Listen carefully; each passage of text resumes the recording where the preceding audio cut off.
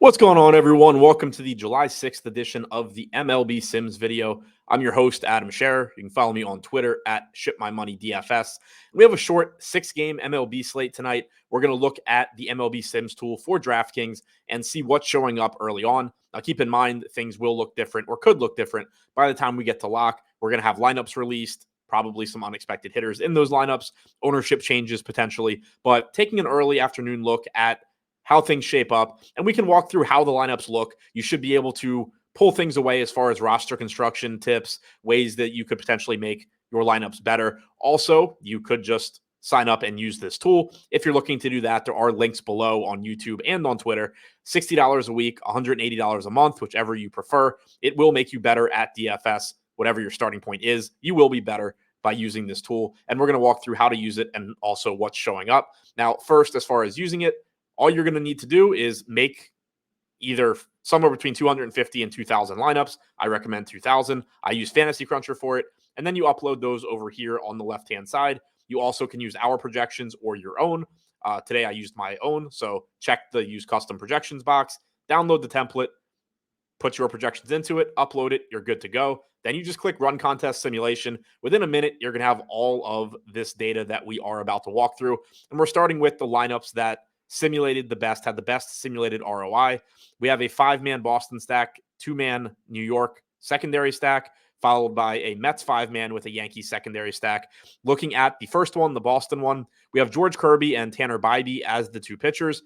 Bybee is likely to be the most popular pitcher today. Kirby's not getting a lot of ownership, though.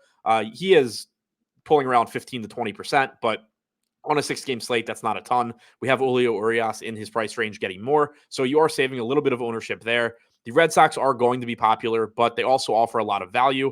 Wong, Casas, Hamilton, all very inexpensive. Devers and Yoshida are the two most expensive hitters in the lineup, but they're still less expensive than they usually are. They're facing Nathan Eovaldi, which isn't a great matchup, but you do have good hitting weather in Boston, good park, and again, just a cheap lineup with a lot of upside. This allows us to get high upside one-offs as well. Giancarlo Stanton and Gleyber Torres, both from the Yankees, taking on Kyle Bradish tonight in New York. Plenty of home run upside there. And then a Teoscar Hernandez one-off tonight in San Francisco, going up against in Houston, not in San Francisco, going up against Ronel Blanco, who's getting the start in place of Framber Valdez. So plenty of home run upside from these guys. Looking at the Mets 5-man Yankees 2-man stack here, Bybee and Luis Severino. Severino is going to be a popular topic in this video. He scares me badly. He's been very, very, very bad this year. He's facing a left-handed heavy, good Orioles lineup in Yankee Stadium, but he's only $6,900. He's not getting that much ownership. Right now, we have him projected around 15%. And it's hard to believe that he's not going to improve, at least somewhat, as the year goes on. He has only made 8 starts. He's thrown 40 innings. He has had some tough matchups.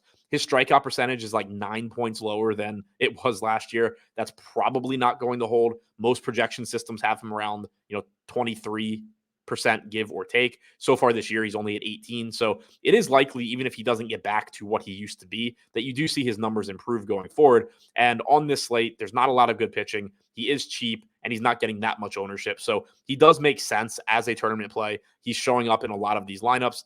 It's still really, really scary, but it is what it is. You kind of have to take what you can get. We have the 5-man Met stack with Alvarez, Alonso, Nimmo, Marte, and Pham. They look like a good stack tonight in Arizona. They're taking on Ryan Nelson, who has been okay against righties, nothing special, but has really gotten hit hard by lefties. So from the left side, we do have Nimmo here, Alvarez, Marte, Pham, Alonso, all right-handed, but they all have power and potential stolen base upside as well, especially for Marte. Next, we have a 5-man Yankee stack against Bradish. He's a good overall pitcher, but he does give up some power. We have Rizzo, Torres, Volpe, Stanton, and Bader. So plenty of power, plenty of speed from the Yankees 5-man. Then we have 3 one-offs with Rafael Devers, Francisco Alvarez, and Andrew McCutchen. No issues with any of those guys. Kirby and Severino. So saving some ownership on both of our pitchers here. 5-man Seattle stack going up against Blanco. Kirby, Severino in this one. Murphy, France, Rodriguez, Kelnick, and Hernandez. High upside one-offs again with Seager, Devers, and then a value piece at second base in Michael Massey. So you can see that we're getting some different some differentiation in our 5-man stacks here. It's not a slate where you have one team really standing out. Boston is showing up a lot, but also the Mets, the Yankees, the Mariners, Texas. They're expensive, but very high upside stack. I actually want to take a look at them specifically just to see what that lineup looks like, because we know the Rangers are a very expensive offense, but they are in Fenway Park. They do have a 5.3 implied run total against Cutter Crawford. So looking at this lineup, you're going Kirby Severino again. So you're not really paying down at pitcher. You're paying down for Severino, but you're also getting relatively low owned pitchers. Connor Wong as a punt at catcher on the other side of this game. Jimenez, reasonably priced second base option, and Hernandez, high upside, but not overly expensive outfield option. And then you are also saving some salary with your Rangers, looking at Ezekiel Duran and Leody Taveras. Those guys are both pretty inexpensive, and it allows you to get to Seager, Josh Young, and Nate Lowe, who are obviously great pieces in the middle of the order. Now, looking at the exposures, if we quickly favorite our top 150 simulated lineups, go to the exposures, look at stack exposures first. We do have Boston at the top. That does make sense. Again, it's a difficult matchup with Eovaldi, but they do have a very good chance of being the top value team. They're not getting that much ownership at 8%.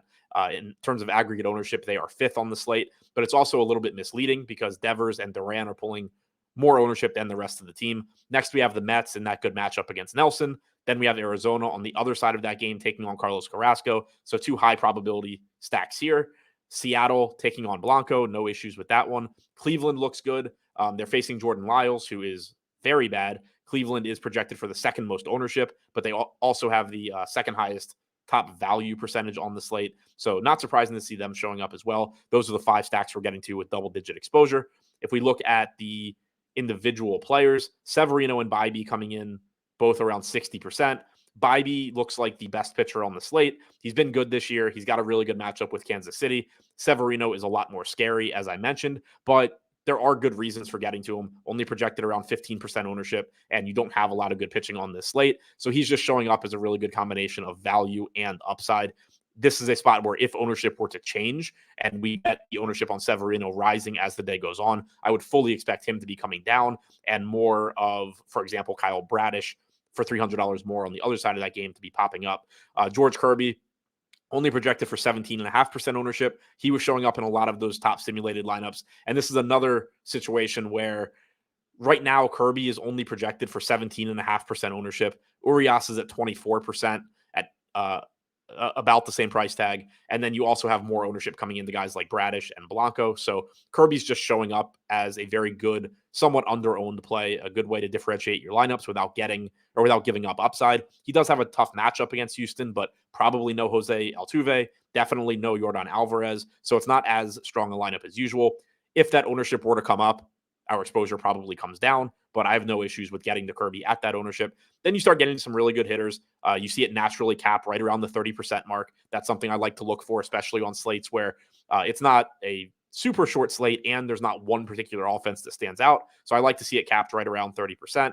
Devers, 28.7%. Rodriguez, 25%. Duran, one of the better values on the slate at 23%.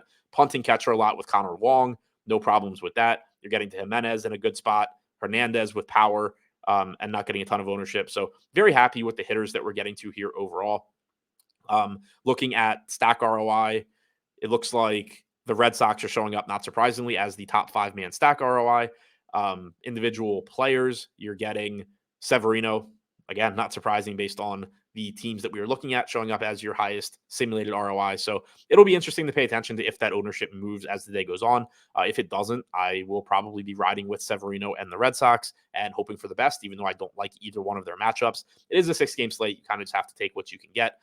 That's all I have for you for right now. Remember, links are below if you want to use this for yourself. And other than that, good luck on tonight's slate, and thanks for checking out the video.